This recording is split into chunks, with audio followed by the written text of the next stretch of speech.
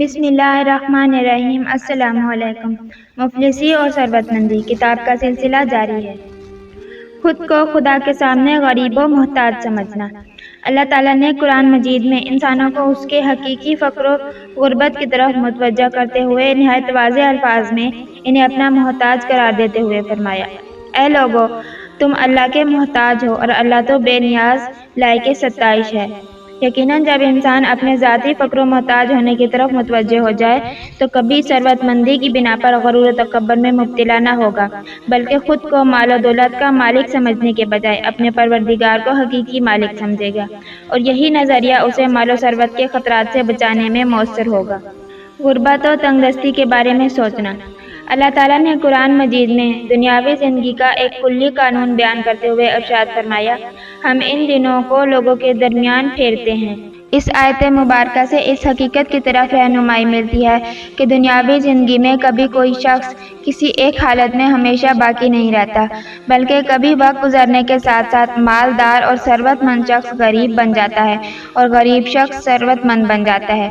کبھی انسان کی ایک نسل ثروت مندانہ زندگی گزارتی ہے اور دوسری نسل فقیرانہ زندگی گزارنے پر مجبور ہوتی ہے۔ ثروت مند انسان کی ذمہ داریاں۔ اسلامی تعلیمات میں جس طرح مفلس و تنگ دست انسان کی ذمہ داریاں بیان ہوئی ہیں، اسی طرح مالدار اور ثروت مند شخص کی بھی متعدد ذمہ داریاں بیان کی گئی ہیں، جن میں سے بعض اہم ذمہ داریوں کو گزشتہ باب میں ثروت مندی کے خطرات سے بچاؤ کے طریقے کے ضمن میں بیان کیا گیا ہے۔ یہاں ثروت مند شخص کی بعض دیگر ذمہ داریاں بیان کی جاتی ہیں، جن کا تذکرہ روایات و احادیث میں کیا گیا۔ تنگ دست و مفلس کو حقیر نہ سمجھنا۔ ثروت مند شخص کی سب سے اہم ذمہ داری یہ ہے کہ وہ تنگ دست و مفلس شخص کو حقیر نہ سمجھے یا اس کی مفلسی کی بنا پر اس کی توہین نہ کرے۔ پیغمبر اکرم نے مالدار شخص کی اس اہم ذمہ داری کی طرف اشارہ کرتے ہوئے فرمایا: جو کوئی کسی مومن یا مومنہ کو اس کی مفلس یا تنگ دستی کی بنا پر ذلیل کرے یا اس کی تحقیر کرے تو اللہ تعالیٰ اسے قیامت کے دن سب کے سامنے کرے گا، پھر اسے ذلیل و رسوا کرے گا۔ اسی سلسلہ میں امام جعفر صادق علیہ السلام نے فرمایا: کسی بھی مفلس مومن کی تحقیر نہ کرو، یقیناً جس نے کسی مومن کی تحقیر کی یا اس کی بے عزتی کی، اللہ اسے حقیر بنا دے گا اور اس سے اس وقت تک ناراض رہے گا جب تک وہ مومن کی تحقیر چھوڑ نہ دے یا توبہ کر لے۔ غریبوں کی مالی مدد کرنا۔ پہلے بیان کیا گیا ہے کہ اسلام میں غریب و نادار افراد کو ثروت مندوں کے مال میں شریک قرار دیا گیا، لہذا اس سلسلہ میں ثروت مند شخص کی ذمہ داری ہے کہ وہ مالی واجبات ادا کرنے کے علاوہ غریبوں اور محتاجوں کی فی سبیل اللہ مالی مدد بھی کرے، جیسے کہ امیر المومنین حضرت علی علیہ السلام نے اپنے وصیت نامہ میں فرمایا: خدا سے ڈرو فقراء و مساکین کے سلسلے میں اور انہیں اپنے رزق میں شریک کرو۔ البتہ اس سلسلہ میں ثروت مندوں کو جان لینا چاہیے کہ غریبوں اور ناداروں کی مالی مدد کرنا ان کی ذمہ داری ہے، جس کے بارے میں قیامت میں ان سے سوال بھی کیا جائے گا، جیسے کہ امیر المومنین حضرت علی علیہ السلام نے ارشاد فرمایا: یقیناً اللہ تعالیٰ نے مالداروں کے اموال میں سے غریبوں کا رزق فرض کیا ہے، لہذا کوئی فقیر بھوکا نہیں ہوتا مگر مالدار کے طمع کی بنا پر، اور اللہ تعالیٰ ان ثروت مندوں سے اس بارے میں ضرور پوچھے گا۔ اس حدیث میں فرض کی تعبیر پھر ثروت مندوں سے خدا کے سوال سے واضح ہوتا ہے کہ غریبوں اور ناداروں کی مالی مدد کرنا ثروت مندوں کا احسان نہیں بلکہ ان کی ذمہ داری ہے۔ رزق و روزی میں وسعت کے اسباب۔ قرآنی آیات میں خاص طور پر اہل بیت کی روایات میں رزق و روزی میں وسعت کے متعدد اسباب و عوامل بیان ہوئے ہیں، اگرچہ ان میں سے متعدد اسباب کا ثروت مندی سے رابطہ ہم سے پوشیدہ ہے، لیکن چونکہ یہ اسباب قرآن و احادیث میں صراحت کے ساتھ بیان ہوئے ہیں، لہذا بہرحال یہ بات طے ہے کہ رزق و روزی کی کثرت میں ان اسباب و عوامل کے مؤثر ہونے میں ذرا برابر شک نہیں کیا جا سکتا۔ قرآن و سنت میں جن اہم اسباب کا ذکر ہوا وہ درج ذیل ہیں۔ خدا کا شکر بجا لانا۔ رزق و روزی میں وسعت کے لیے اہم ترین طریقہ اللہ تعالیٰ کی دی ہوئی نعمت پر اس کا شکر ادا کرنا۔ اس سلسلہ میں اللہ تعالیٰ نے ارشاد فرمایا: اگر تم شکر کرو تو میں تمہیں ضرور زیادہ دوں گا۔ صلہ رحمی کرنا۔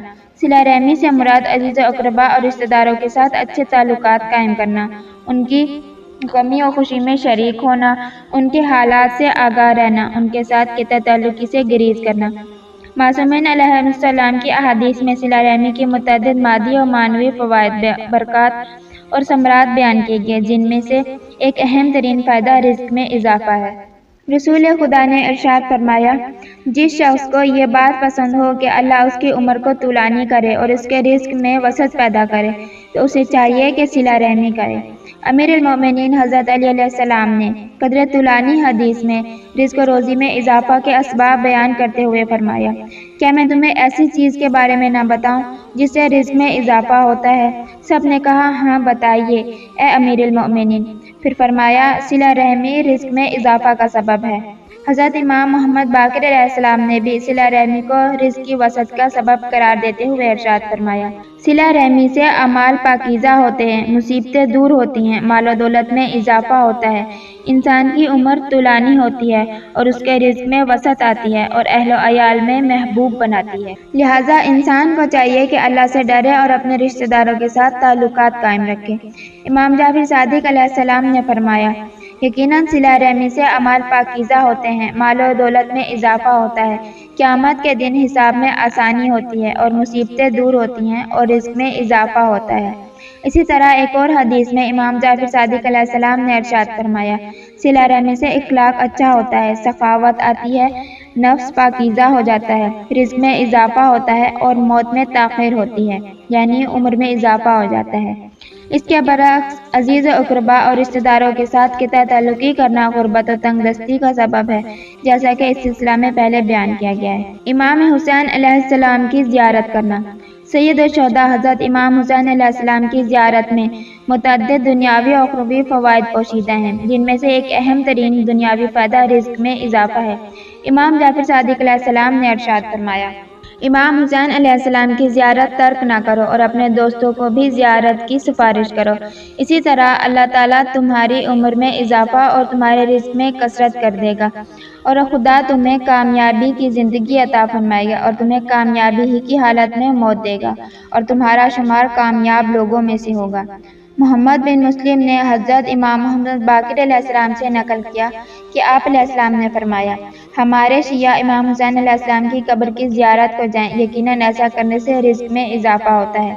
البتہ یہ نکتہ بھی قابل توجہ ہے کہ اگر کسی شخص کے لیے کربلا میں پہنچ کر امام حسین علیہ السلام کی زیارت کرنا مقدور نہ ہو تو وہ دور سے بھی آپ علیہ السلام کی زیارت کا شرف حاصل کر سکتا ہے۔ سچ بولنا، انصاف کرنا اور والدین کے ساتھ نیکی کرنا۔